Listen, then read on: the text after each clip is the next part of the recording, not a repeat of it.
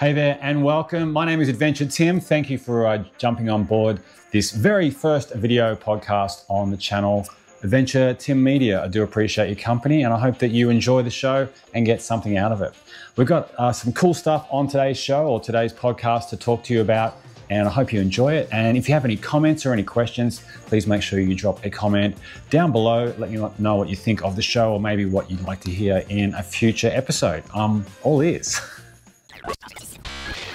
So the way how we're going to run the show, we're going to do a couple of different segments on the show to let you know a little bit about some cool stuff or some cool accessories with your action camera. And then a little bit later on, we're going to talk about my favorite mount at the moment, or one of my favorite accessories. And then we're going to wrap up the show a little bit later on with Mailbag. We're going to look at some of the questions that we get on the channel Adventure Tim Media, and we're going to answer them here for you today. Okay, so let's get started. All right, so what we're going to talk about today is SD cards. Now, this is a little SD card. This one's from SanDisk. This one's 128 gigabytes, and this is the type that I regularly use in my cameras. I really like using the Extreme Pro or the Extreme Plus series from SanDisk. I find they're really reliable and they work really well in all sorts of conditions as well, hot or cold. They work pretty well. But maybe if you're out looking for an SD card and you're not quite sure what all the letters or what all the characters might mean on the card, and maybe how you should look after them. So that's what we're going to talk about now in this part of the podcast.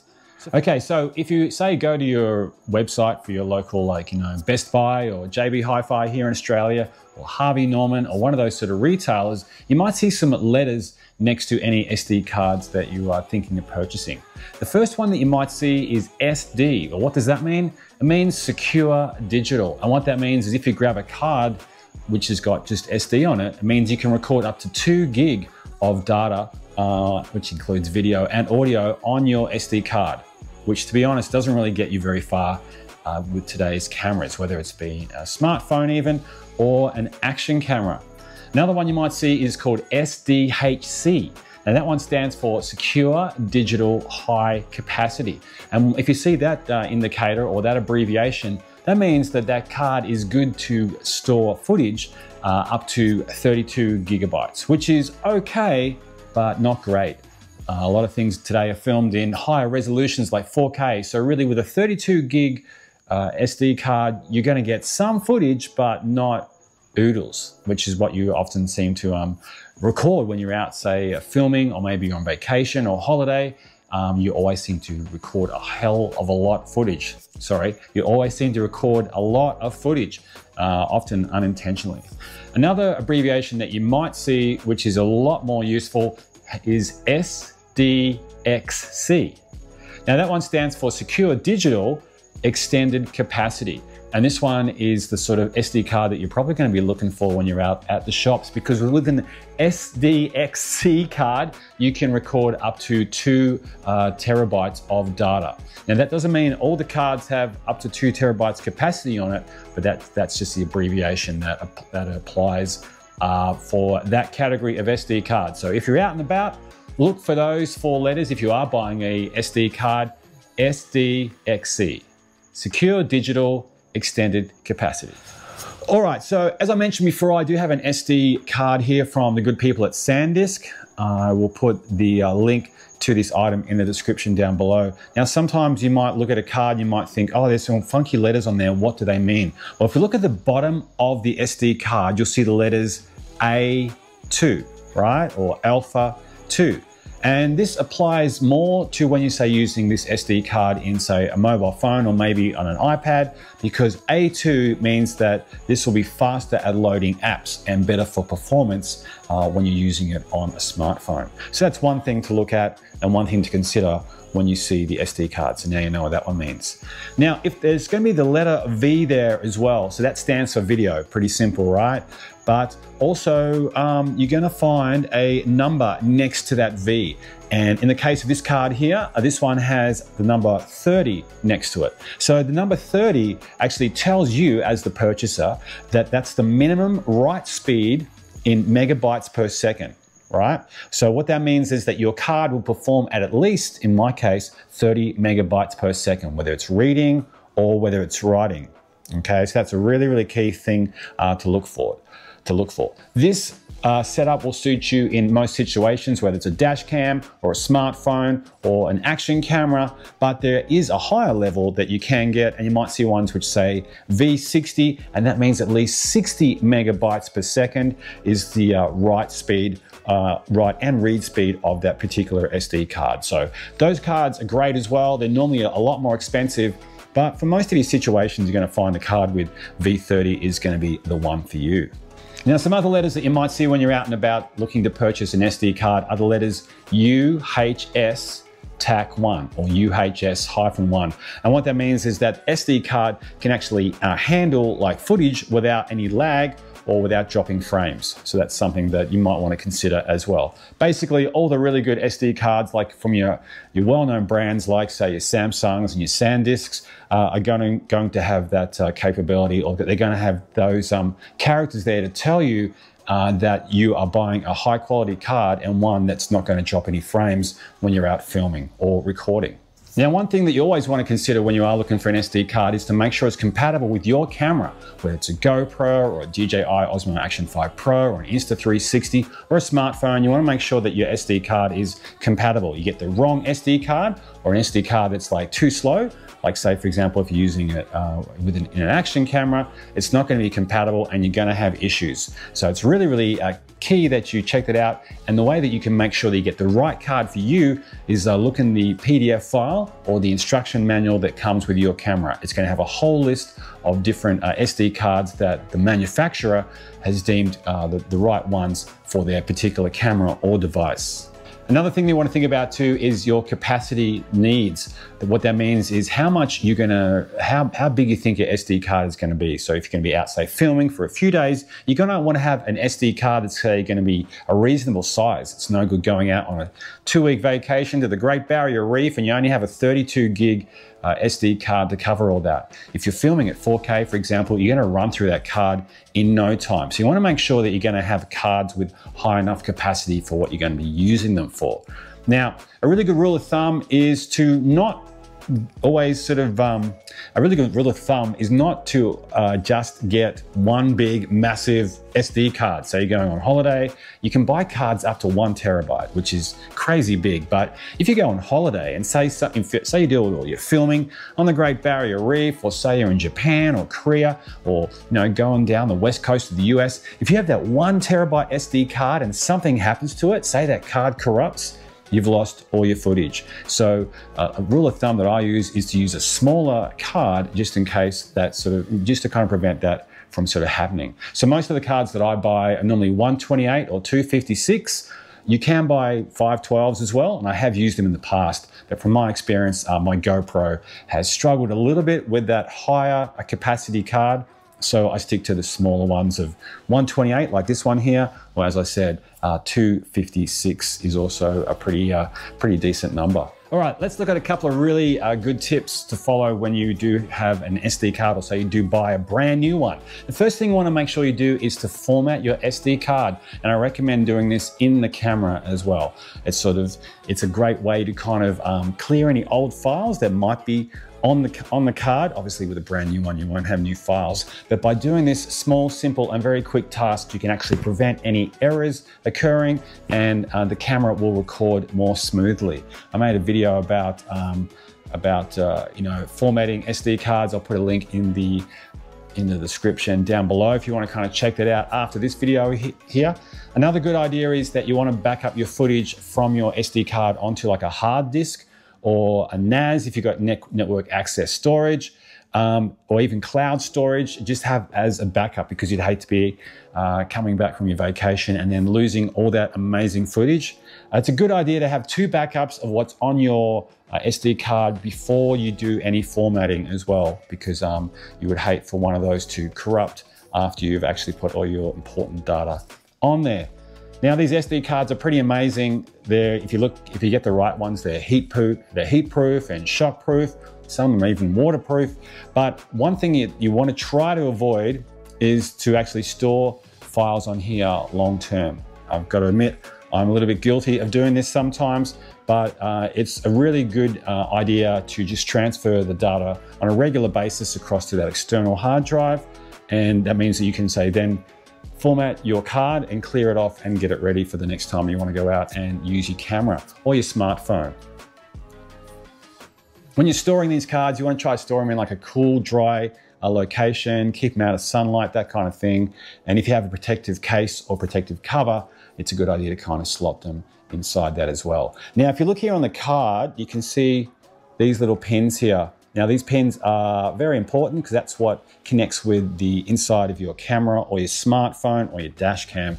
And that's how your camera connects to the SD card to record the footage. So you don't want to put your fingerprints all over those pins. You want to try to keep your fingers away. Handle this card with care. If you get any grease on there from your body, you want to actually you don't want to put that on there because it could damage or could impair the connectivity between the card and the camera. So that's something to be aware of. Sweat as well is another thing.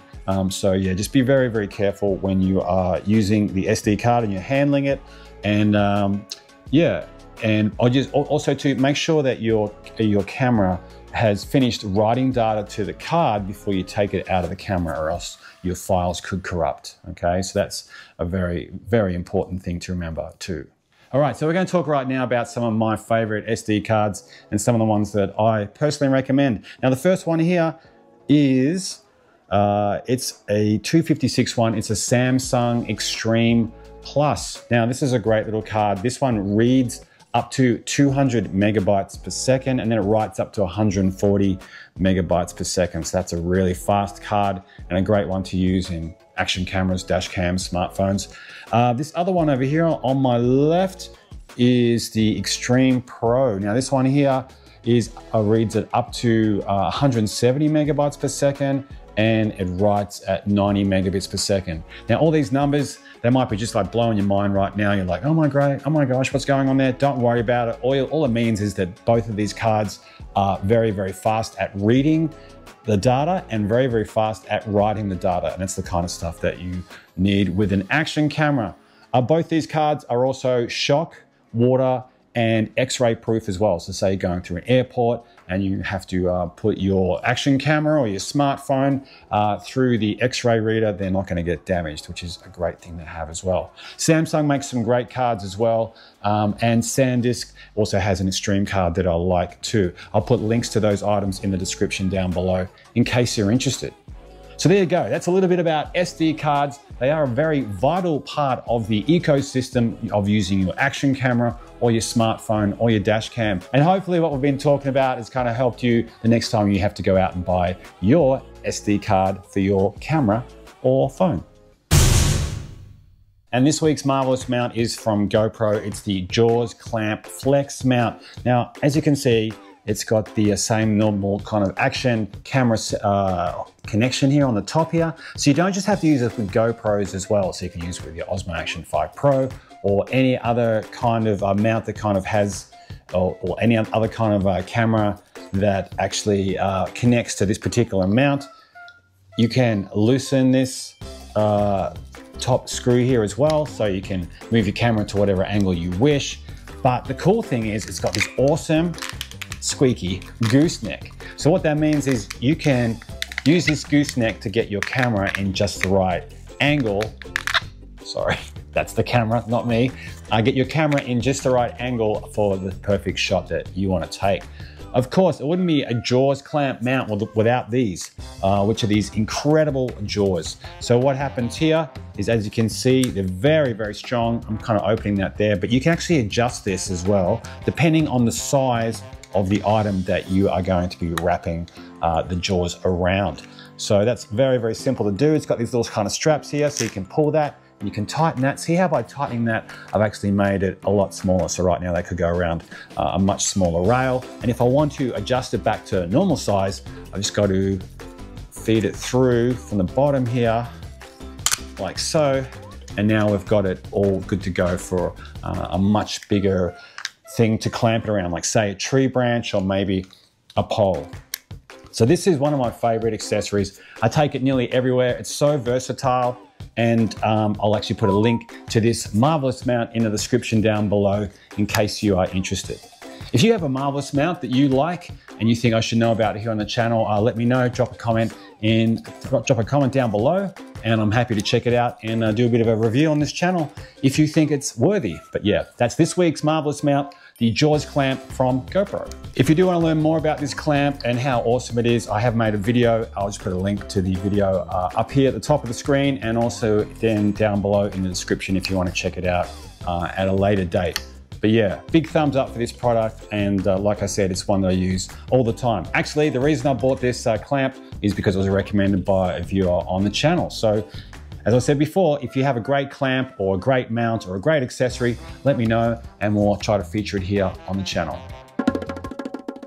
Let's head to the mailbag. Let's see what we kind of received in the comment section of one of my videos this week. I love to hear your comments. I love to hear your questions. If you have anything that you'd like to know about action cameras like the GoPros or the Osmo Action 5 Pro, hit me up in the comment section and I'll do my very best to answer your question. I'll either write back to you, or I might even feature it in the podcast or the video cast, or even make a video on the channel. So today's question came from Cinnabon85. Cinnabon85, thanks for your question. And the question was, how can you take selfies on the DJI OSMO Action 5 Pro? That's this beautiful little camera here. It's a great question. Everyone wants to take a good selfie. You're out and about. You want to make sure you get your the lighting correct on yourself. So having a camera which takes great selfies every time is essential for nearly everybody. So first of all, in the case of the Osmo Action 5 Pro, we're going to pop it onto photo mode. So we do that by pressing the video,